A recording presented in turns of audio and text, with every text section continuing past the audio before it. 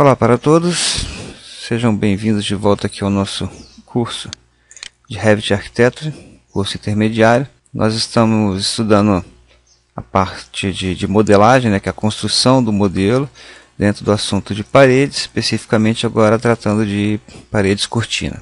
A gente fez aqui esse tipo de parede cortina, né, redonda. Vimos as divisões, vimos aqui um outro tipo de parede cortina básico, né, que a gente colocou os montantes, né, definiu, substituiu os painéis por portas, ok? E a gente viu também na parte de paredes, né, paredes básicas, sempre paredes que são ortogonais, ou seja, perpendiculares ao plano de trabalho, ok? No entanto, vocês vão notar aqui que no exercício de vocês até agora não tem esse desenho aqui, ó, dessa esquadria, né, dessa parede cortina nesse prédio aqui. Ela tem uma posição inclinada em relação ao plano de trabalho, tá, ok? Não tem nenhum plano no seu. Posso até construir um plano aqui nessa face para poder trabalhar, tá, ok? Mas em princípio ela é o que nós chamaremos de parede inclinada, tá, ok? Uma terminologia que eu tratar daqui para frente, ou seja, uma parede inclinada é uma parede cujo plano de desenvolvimento ele não é ortogonal ao nosso plano atual. E por isso vamos dedicar uma atenção especial ao assunto paredes inclinadas.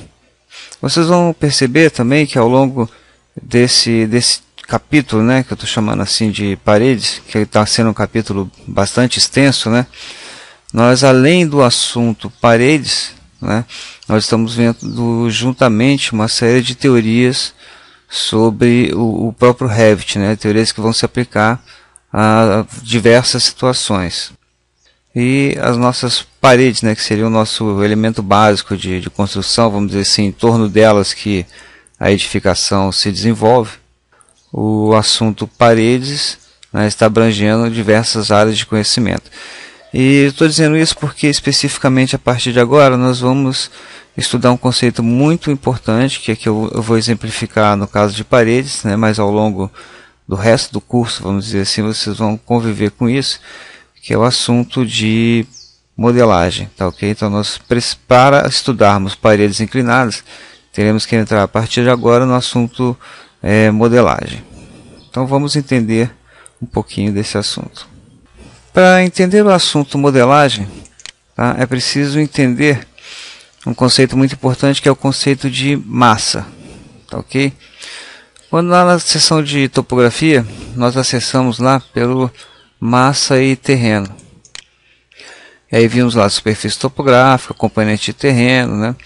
Aqui do lado esquerdo eu entro numa plataforma de criação de massas.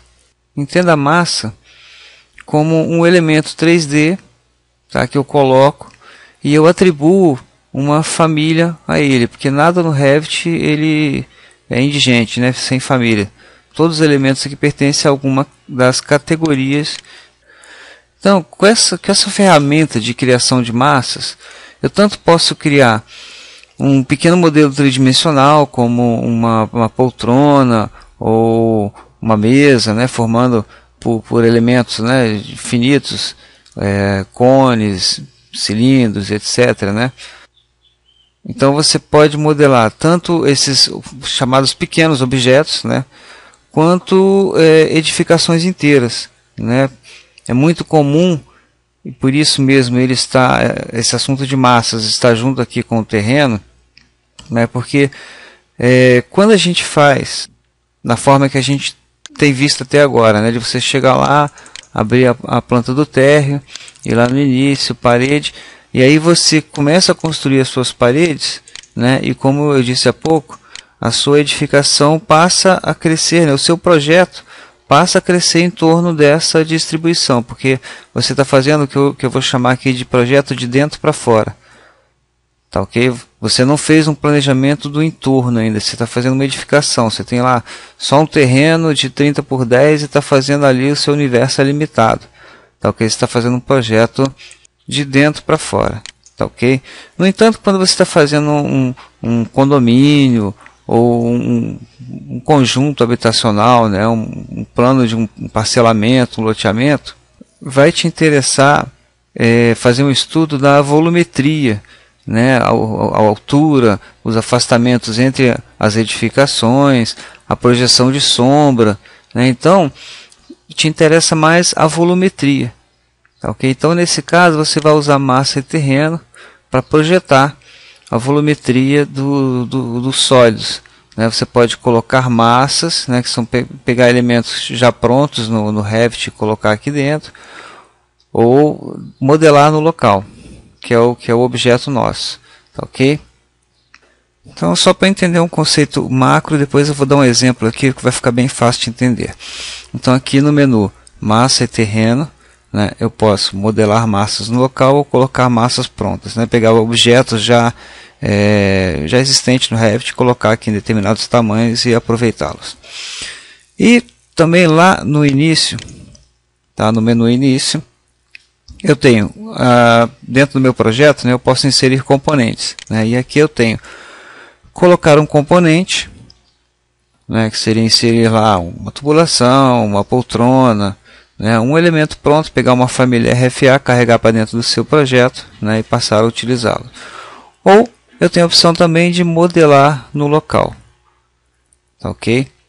Repare que eu tenho massa e terreno, tá? Eu vou colocar massas, né, ou modelar no local, e aqui inserir, ou melhor, em início, né, componente, eu tenho também modelar no local, ok?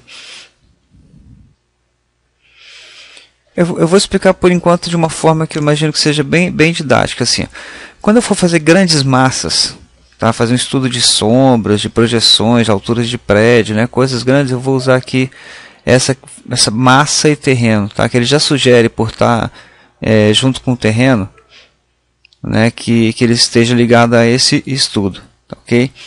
Quando eu for fazer o volume de um prédio inteiro, tá, ok, eu vou usar massas.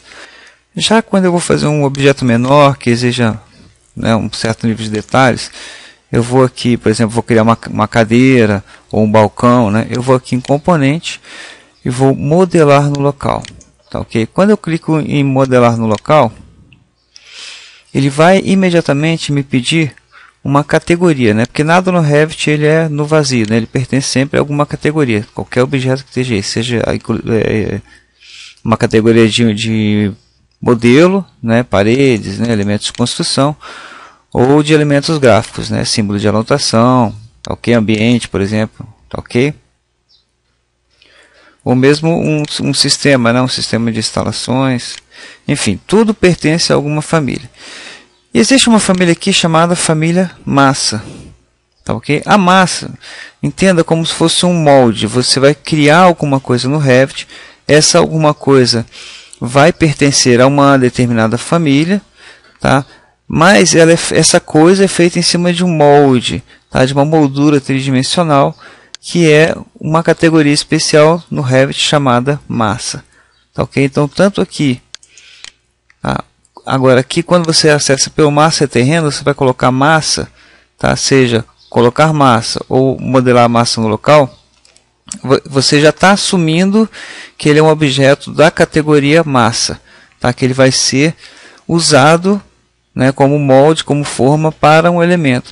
Vocês vão reparar aqui, ó, que ao lado de massa tem aqui, ó, sistema cortina, telhado, parede, piso. É exatamente isso que a gente vai fazer. Ok, então eu vou dar um exemplo aqui para não ficar muito teórico. Eu vou colocar uma massa, tá? Aqui no caso uma massa é uma família, como foi uma família já pronta, né? Que eu vou carregar aqui dentro. Vou carregar uma assim, tá? Então eu vou lá em massa, olha lá, no Metric Library, né? Aquela biblioteca que é instalada junto com o Revit, em massa. Eu tenho, por exemplo, aqui, ó, alguns elementos que eu posso, do próprio Revit, né, já prontos, inserir e eles serem uma volumetria, por exemplo, um prédio, uma edificação, ou fazerem parte de um conjunto, tá ok? Então eu vou inserir, por exemplo, esse arco aqui, eu abrir.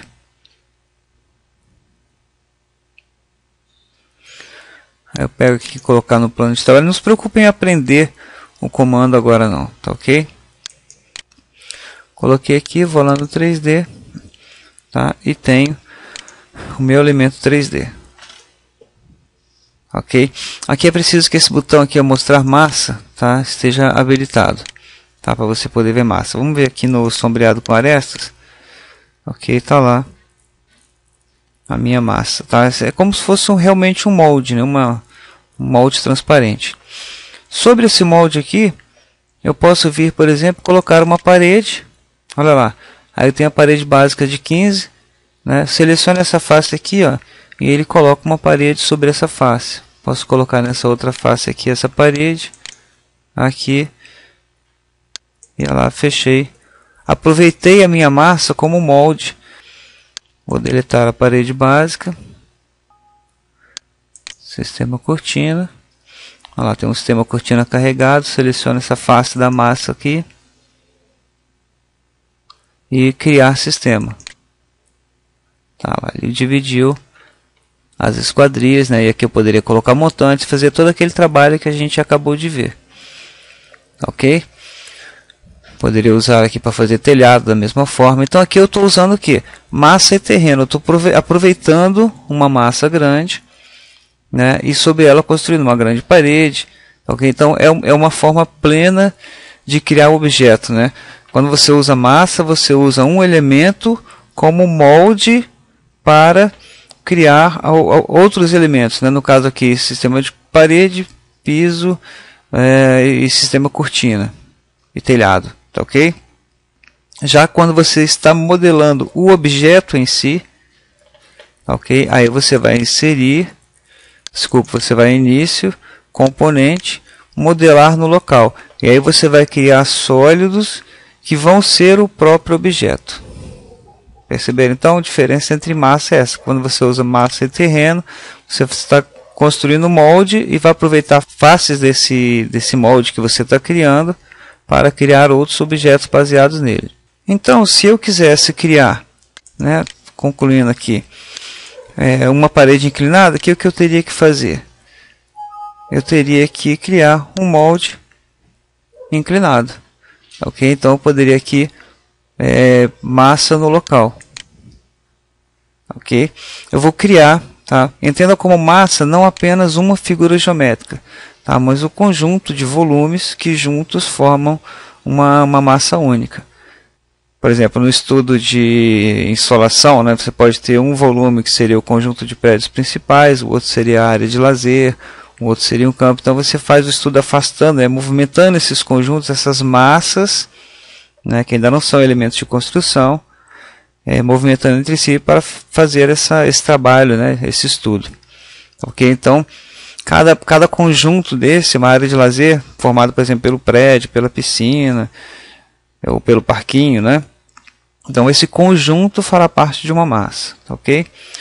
Então, eu vou desenhar aqui uma massa, só para a gente começar a entender. Tá? Essa é uma aula específica sobre massas.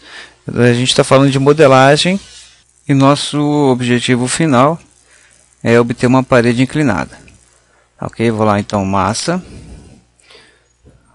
no local. Antes disso, eu vou fazer o seguinte: eu vou aqui no início, vou construir um eixo para ter uma referência apenas aqui de posicionamento. Ok, eu estou no pavimento TR. Ok, vamos apenas dar um exemplo aqui para a gente entender o que eu estou fazendo. Depois a gente faz o estudo minucioso dessas ferramentas de modelagem, ok? Então eu vou aqui, por exemplo, em massa e terreno. Eu vou criar massa no local, né? Vou chamar de massa 1, uma massa qualquer, tá? Vou começar desenhando um retângulo, aqui faceando o eixo, né, de 5 metros, com 2,50 metros lá de largura. Ok, fiz um retângulo aonde? No térreo, tá ok? Eu posso vir aqui agora no pavimento de cobertura, né, eu tenho lá a minha massa criada lá embaixo como subjacente, né? Eu criei uma face inferior, né? Agora eu vou desenhar um retângulo, tá? Vou desenhar por cima dele, só que com uma largura menor, né? Eu tinha deixado com 2,5 metros, vou fazer isso aqui com uma medida aproximada aqui. Se eu quisesse acertar, eu colocaria aqui 0,5, por exemplo. Então ele ficaria com 2 metros. Ok? Então tem uma figura aqui, um retângulo, né, sobre um outro retângulo, só que olhar aqui no 3D, né, eles dois estão com uma defasagem aqui de cota, né, de cota Z. No entanto, as duas estão em planos diferentes. Vou selecionar aqui, não se preocupem, tá? Só repetindo, não se preocupem com o comando em si, tá? Depois eu vou explicar passo a passo como eu estou criando esse objeto, tá? Só entenda, eu criei uma face inferior, depois criei uma face superior, selecionei as duas e vou pedir aqui para criar uma forma. Ok, ele exatamente criou um sólido. Como é esse sólido? Eu vou dar o Ctrl Z aqui, voltar lá na planta de cobertura, só para a gente entender um conceito. Eu vou pedir para alinhar isso aqui com esse elemento aqui, ok? De modo que essa face aqui vai ficar vertical, tá, ok? Eu só vou ter como face inclinada essa, ok? Vou lá no 3D, seleciono os dois objetos e vou pedir para criar forma e concluir massa, tá? Concluir essa massa é apenas esse conjunto, tá, ok? Então, agora, sobre esse elemento, eu tenho uma parede, né, que aqui eu supus que aqui tenha 2 metros, né, de largura, aqui 2,5, então eu criei uma parede que daqui até aqui tem um deslocamento de 2,5 metros, e eu posso agora usar essa face aqui para modelar uma parede inclinada.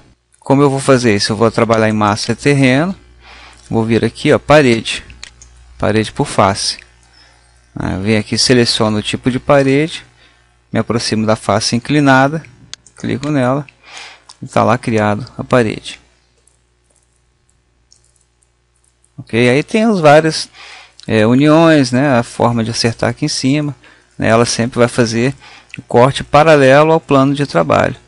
E uma observação é que ele não transformou a massa em parede cortina, nem mesmo a face, né? Ele criou um elemento, então eu posso chegar aqui e deletar essa parede que a massa permanece inalterada. Ele aproveitou o molde, né? O molde não se altera. Ele serve de base para a construção de um outro elemento. Tá, ok? Mesma coisa se eu criasse um sistema cortina, seleciono essa face, criar sistema. Ok? E depois aqui eu poderia entrar nas propriedades desse sistema